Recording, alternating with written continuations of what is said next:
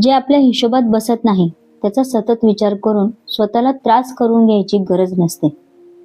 आयुष्यात प्रत्येक गोष्ट, प्रत्येक माणूस आपल्यासाठीच असेल असं नाही. काही वस्तू आपल्या उपयोगाच्या नसतात, तर काही माणसं आपल्या प्रवासाची नसतात.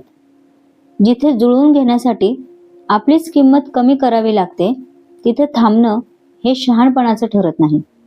सगळ्यांना सोबत ठेवण्याच्या नादात आपण स्वतःलाच हरवून बसतो.